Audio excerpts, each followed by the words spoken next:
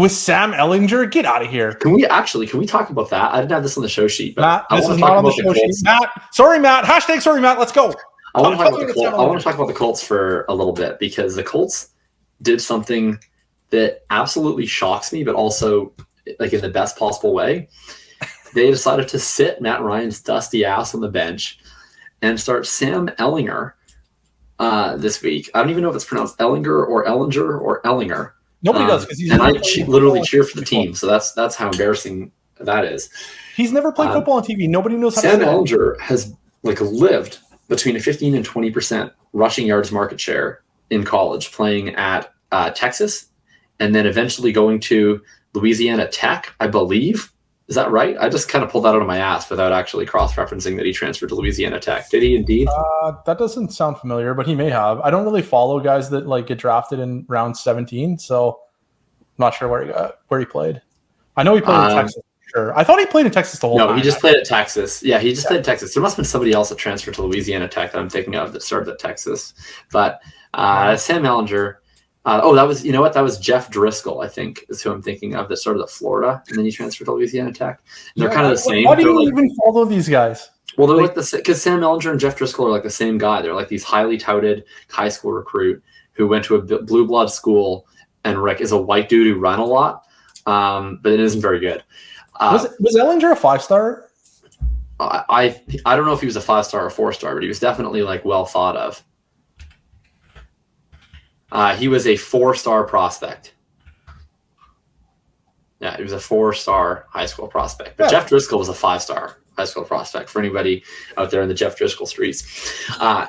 Point being, first of all, Sam Ellinger is worth 100% of your dynasty fab in every league, right? Yeah. I emptied the clip on him in Scott Fishbowl as well, so don't tell everyone because I need to get him because I have Matt Ryan and it's going to ruin my life if I don't get him. Oh yeah, you took Matt Ryan the 3rd round or something crazy. You took round 7 or 8. How is your? Okay, so your Scott Fishbowl team is still in first place in division, but I think it's going down because Scott Edwards-Helaire no longer has a job. Sam Ellinger is now very necessary to you. I think we're reaching the end here. Thankfully. I'm Marcus Mariota. What are you talking about? Marcus Mariota, season-long starter, just as predicted. And I have Deshaun Watson coming for the playoffs just to carry us to the ship. And that's all you really need. I think I'm already in the playoffs. I don't think I need to win another game to get in the playoffs. That's probably true. So there's nothing I can bid on Sam Ellinger. I shouldn't even bother putting in a bid in the Scott Fishbowl on Sam Ellinger. Probably not. Probably shouldn't. Probably shouldn't have said that. I emptied the clip on him. I also emptied the clip, but I think you have a bigger clip because I took a lot of my clip on Taylor Heineke last week. Oof, that's rough. Yeah, I didn't put on him because he's not very good. So, no. Point is, I think Sam Ellinger is legit. I don't think he's legit. I think he's a legit empty the clip option because I was just about to lay into you for saying he's legit. No, you are not getting away with that. No, I think he's legitimately awful, but I think that he's worth spending 100% of your fab in every dynasty league because he's a quarterback that now gets half a season to audition to be their starting quarterback. And he probably won't be successful in audition, but you never know. And he runs a lot, so he's probably going to score fantasy points anyways. And if there's anything we've seen in this year's NFL, I don't know. I always shout out Ben Gretsch on this show pretty often, but he had a really great post about quarterback mobility, and he was pretty much every team this year that is surpassing what we thought of them coming into the season has a mobile quarterback, right? Daniel Jones and the Giants, Marcus Mariota on the Falcons, Geno Smith on the Seahawks. There has to be something to this idea, especially in the way that NFL defenses are covering teams these days, that even though scoring offense is down as a whole, these teams with these mobile quarterbacks that can force defenses to play 11 on 11 are having offensive success through unconventional offenses. And I think that for the Colts, this is a win-win scenario because they clearly were going nowhere fast with Matt Ryan this year. So if you want to do the best thing you can to go 7-8-2, because they probably have another tie game, you start Matt Ryan. But if you want to embrace the tails, if you want to chase our tails, as we were once almost called, Sam Ellinger is the way to go because this only goes one of two ways, right? Either having this mobile quarterback somehow unlocks something in your offense and you actually start finding success, and that would be cool, or he's a total dumpster fire. And then you get a better draft pick. And like both of those things are a lot better than just playing out the string with Matt Ryan. So you could also just play out the string and he could be completely ordinary and they neither win nor lose. I mean, that's also probably another option, but I think you definitely increase your odds at one of the two better ones. No, this is fun. So like, it's not good for Michael Pittman, though. That's for sure. I'm pretty into the Devy. I don't watch the games. I don't really follow what's going on, but I like watch the metrics that I care about a lot. And in Sam Ehlinger's draft year, which was I think 2 years ago, if I recall correctly, 2020 or 2021, it was 2021. He was like really popping in the things that I look at, and it was exciting. And then he he got no like actual draft type. Like nobody was around 7. Yeah, he went around 7. Ehlinger, no, he went around 6. Never mind, he went around 6. Sorry.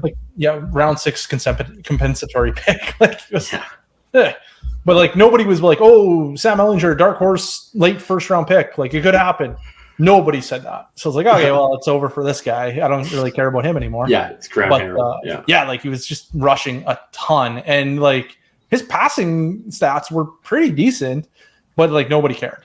Like absolutely nobody. I didn't see a single film scout being like, I don't know, this Sam Ehlinger, like he's got some tools. Nobody said that. Nobody. Absolutely nobody. And now here we are 2 years later, and we have Matt Ryan on the bench. We have Sam Ehlinger inserted into the starting lineup. And now all I'm thinking is I infamously, absolutely my most infamous flip of all time, turned heel, touted Michael Pittman Jr. this year, and now we lose Matt Ryan and we get Sam Ehlinger, and now I'm sitting here thinking, oh man, this could blow up in my face. Yeah, well, you made a bad decision and you're going to pay the consequences. You thought doubting Michael Pittman Jr. was a bad decision? I think doubting Michael Pittman was a good decision. I think coming around to Michael Pittman was a bad decision. That was a huge mistake. Michael Pittman's playing really well. He's doing. Michael Pittman is playing okay. Michael Pittman is he's fine. And you were too low on him at one point in time. He's scoring 15.9 points per game. He's wide receiver 12. What are you talking about? He's not doing fine. He's doing great. Michael Pittman right now has a 1.66 yards per route run, and he has a targets per route run at 0.206. Okay. Now, for reference, who is this next wide receiver that I'm going to describe? Okay. He's the same draft class as Michael Pittman. Remember, Michael Pittman, 0.206 targets per route run, 1.66 yards per route run. Are you this next guy? This next guy is 0.196. Jerry Jeudy. He was the same draft class, but no. This next guy is 0.196 targets per route run, 0.166 yards per route run, and then this other guy, who we'll call Rary Rudy, is at 0.209 targets per route run, 1.76 yards per route run. So Michael Pittman has both a lower targets per route run and a lower yards per route run than Jerry Jeudy, and he has basically the same targets per route run and yards per route run as Darnell Mooney. He's not that good. Michael Pittman Jr. has a 24.0% target share, and yes, because Matt Ryan's in scramble. 15.9 fantasy points per game, which is pretty good. Now with Sam Ehlinger, I'm not sure that's going to be 15.9 points per game anymore. And Michael Pittman Jr. has only scored 1 touchdown in 6 games. So it's not like he's being propped up by touchdowns. Michael Pittman's been propped up by multiple 50-plus pass attempt games in which the Colts ran a zillion plays because they had weird game scripts. Michael Pittman's per route metrics make him look entirely ordinary. And now there are no more 50 pass attempt games in his future. With Sam Ehlinger, there might be some 15 pass attempt games in his future. So now Michael Pittman, he is clearly in this class. When we look at this wide receiver class, he is in a class hanging out here on a per route basis with the likes of Darnell Mooney and Jerry Jeudy. He is clearly behind the likes of CeeDee Lamb, clearly behind the likes of Jalen Waddle, clearly likes of Amon-Ra St. Brown. It was a complete joke that he was ever in this tier. Jalen Waddle and Amon-Ra St. Brown aren't even in that class. No, and in terms of the dynasty landscape, these are guys that Michael Pittman was valued around. If you had Michael Pittman, you could have added not that much and then gotten one of those guys. He should have just been valued there like he was, and he's scoring 15.9 points per game, which is pretty good. You're putting on a blindfold, and you're seeing the stat that you want to see, and you're ignoring everything else. He has 10.2 targets per game. Yeah, right. So why are you so hesitant to argue anything that isn't just based on inflated pass volume from scripts? Because you know that it doesn't support. You're just looking at the raw numbers, and you're not looking at the per route metrics. Look at the raw numbers and looking at target share. It's 24%. That's a targets per freaking pass attempt. Because he runs every single route. Yeah, that's one of the features of Michael Pittman Jr. When you're 6'4", 220 pounds, you get to go on the field all the time. Have you ever heard of Gabriel Davis? He runs every freaking route, and he doesn't have a 24% target share. And you know who has more yards per route run this year than Michael Pittman? Gabriel Davis. And it doesn't matter because you know who has more fantasy points scored per game? Probably Gabriel Davis. Michael Pittman Jr. By like what? Like 0.1? Yeah, something like that. No, I love what the Colts are doing, but yeah, it's probably bad for like every Colt, right? It's also probably bad for Jonathan Taylor. He's not going to get as many targets. Everyone involved. Jonathan Taylor had like 6 receptions last week for like 15 yards or something. That's never going to happen again. Thank you, Matt Ryan. That is your contribution to fantasy football this year. Is just like literally, like, do they even count as passes at that point? They do in PPR leagues. Yeah. Anyways, Matt Ryan probably washed. Probably never. Is he ever going to start another NFL game? Probably not, right? Is Matt Ryan ever going to start again? I think he's going to retire after this. Like, I can't imagine he's going to go somewhere else. Well, he's not going to retire because the Colts owe him $12 million next year. Well, So can they cut him?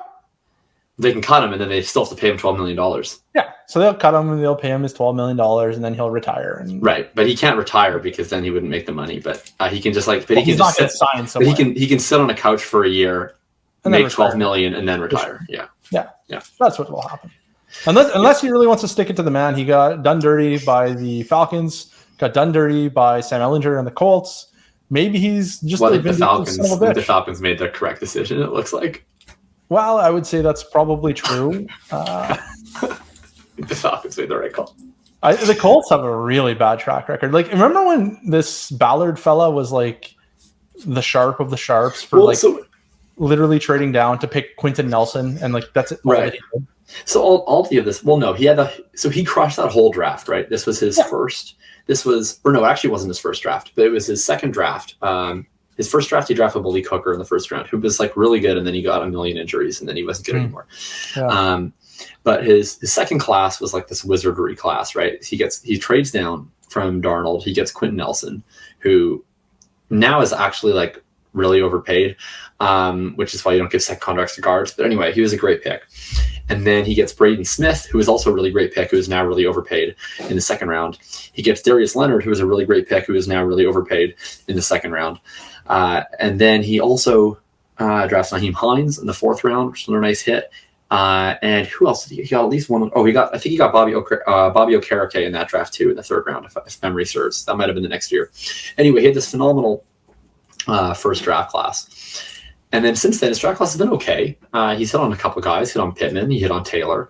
But what I would say is that for Jonathan Taylor, like, it was a terrible decision, but this goes to my point. This goes to my point, right? Like, what Ballard has been good at is like scouting players, right? Like, he picks good players, but he's terrible at everything else. Like, he's not good at maximizing the value of picks from a trading standpoint. He's not good at assessing which positions matter. And while he's gotten so much credit for like avoiding bad contracts in free agency, his lack of aggression in free agency hasn't still meant that he doesn't just vastly overpay for a bunch of non-premium positions, second contracts that he drafted, which is currently killing their cap. So he has not been a good general manager. He's a really good scout. And I think that in his next job, he will probably work in scouting, and he'll probably do very good for that team. But I don't think that he should have his hands on the strategic commands of the organization any longer. As a fan, at least, I really hope he is terminated this year. See, and it's interesting because you're like, he's a really good scout. And I'm like, he picked like none of the players that I like. So I don't really think he's a very good scout. So, but they're all good. Paris Campbell? Well, Paris Campbell's bad. Actually, maybe he's good. Eventually, he's had a couple of good games here. Well, now that Matt Ryan's gone, there's not going to be those like passes anymore. No, I think so. I don't know. I think he is like Alec Pierce. Like, is Alec Pierce good, or is Alec Pierce just a guy in an offense right now? I mean, Alec Pierce is like 1 point below Michael Pittman in targets for a run right now. Yeah, but he doesn't get to go down the field because he's not that good. He gets to go down the field a lot. He's always. Then why doesn't he have more fucking targets? Because he doesn't get to play enough routes because they want to keep giving rest to Paris Campbell. Because he doesn't get down the field that much. I thought he said down the field. Like he goes down the field. He doesn't get on the field. On the field. Okay. I mean, he is a rookie, so let's give him some time. He's got a 13% target share. He's doing nothing. 0.19 targets per run. He's pretty good. 18.6% target rate. That's not even good. Number 67 in the world. In the world. It's pretty good. If you think about if I had the 67th highest target rate in the world, I'd be bragging about it, but that's different. All right, that's enough. That's enough Colts. Built different.